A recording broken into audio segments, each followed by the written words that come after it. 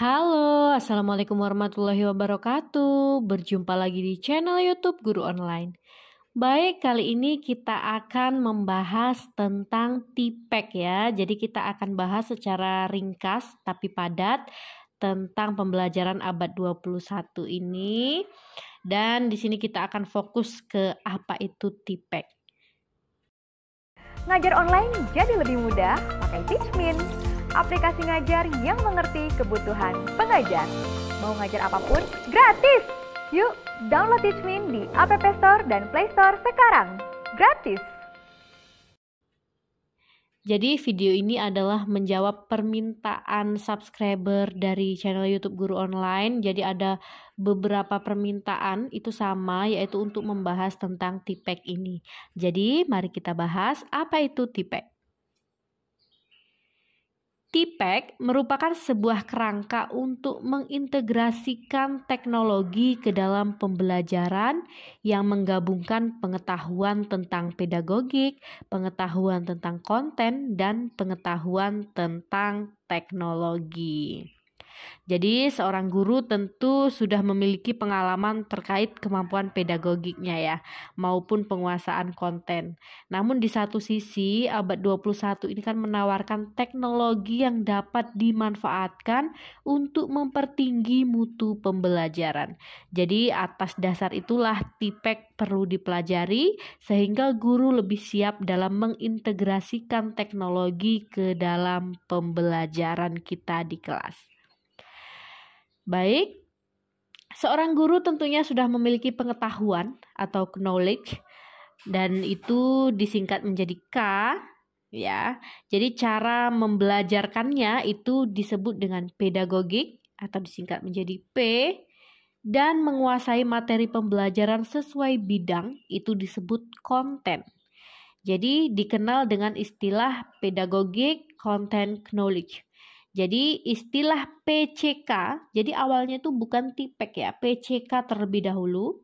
Jadi Pedagogic Content Knowledge. Jadi istilah PCK ini pertama kali diperkenalkan oleh Sulman pada tahun 1986.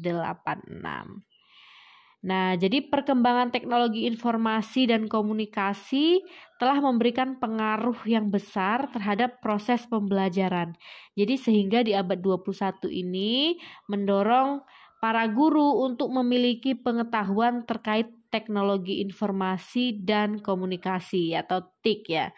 Jadi istilah PCK berkembang jadinya menjadi TPEK gitu. Menjadi TPCK gitu. Jadi T-nya itu adalah teknologi.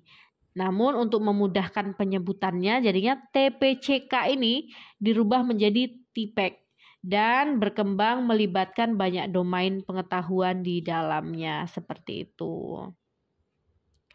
Nah, jadi bagaimana sih penerapan TPEK ini untuk seorang guru? Nah, jadi penerapan TPEK dapat mencakup 8 domain. Jadi mencakup 5 area yaitu bidang studi, peserta didik, kurikulum, penilaian, dan praktek mengajar seperti itu. Nah, ke-8 domain ini untuk penerapan TPEK kita akan jelaskan ya di sini secara singkat. Jadi yang pertama, menggunakan TIK untuk menilai peserta didik. Jadi contohnya misalkan Bapak Ibu menggunakan Microsoft Excel untuk mengolah nilai, menggunakan kuis online untuk menilai partisipasi peserta didik, menggunakan grup chatting untuk memahami cara berkomunikasi melalui media sosial misalnya, dan sebagainya. Nah, itu contoh menggunakan TIK untuk menilai peserta didik ya. Lalu yang kedua, menggunakan TIK untuk memahami materi pembelajaran.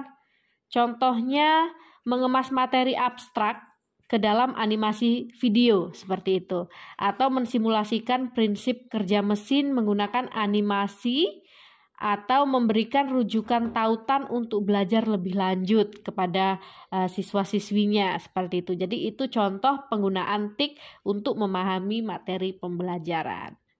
Lalu yang ketiga, mengintegrasikan TIK untuk memahami peserta didik. Apa contohnya? Contohnya meminta peserta didik untuk memvisualisasikan idenya menggunakan CorelDRAW misalkan, atau menggunakan WhatsApp atau email untuk menampung keluhan peserta didik misalnya.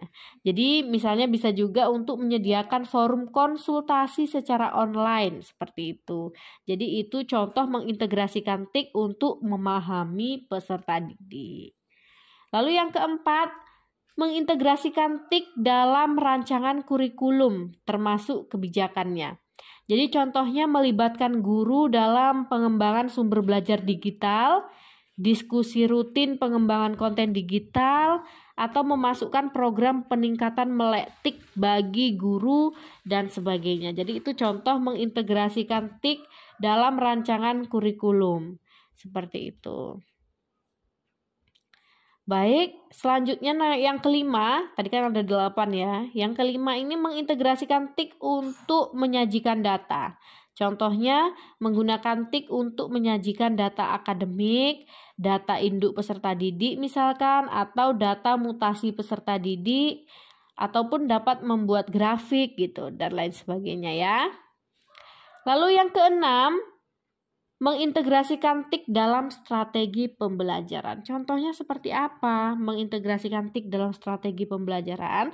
Contohnya dapat dengan mengembangkan pembelajaran berbasis web, mengelola forum diskusi online, melaksanakan telekonferensi, menggunakan video pembelajaran untuk memotivasi peserta didik, seperti itu. Jadi contoh-contoh itu masuk ke dalam mengintegrasikan TIK dalam strategi pembelajaran. Lalu yang ketujuh, menerapkan TIK untuk pengelolaan pembelajaran. Contohnya apa? Contohnya menggunakan TIK untuk presentasi online, memasukkan dan mengolah nilai peserta didik menggunakan sistem informasi akademik dan sebagainya ya. Itu menerapkan TIK untuk pengelolaan pembelajaran. Lalu yang kedelapan, mengintegrasikan TIK dalam konteks mengajar.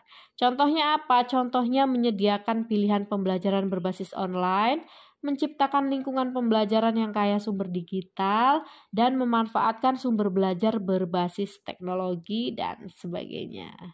Nah, itu adalah contoh penerapan TIPEK ya. Nah, jadi berdasarkan contoh-contoh pengintegrasian TIK tadi dengan kerangka TIPEK, nah itu sebaiknya disesuaikan dengan kondisi dan kesiapan sekolah masing-masing. Jadi Bapak Ibu guru tentu memiliki pengetahuan formal, pengalaman, punya cara pandang, dan punya sistem kepercayaan mengenai teknologi seperti itu ya. Jadi Bapak Ibu guru tetap harus meletakkan karakteristik peserta didik sebagai pijakan atau pondasi dalam menentukan strategi pembelajaran. Jadi karakteristik generasi Z ini yang akrab dengan teknologi dan dunia digital, nah itu sebaiknya kita pandang sebagai modalitas belajar sehingga guru bersikap bijak dalam mengintegrasikan TIK ini ke dalam kelas. Baik, seperti itu aja pembahasan kita tentang TIPEK ya. Semoga bermanfaat. Dan jangan lupa subscribe channel YouTube Guru Online. Terima kasih. Wassalamualaikum warahmatullahi wabarakatuh.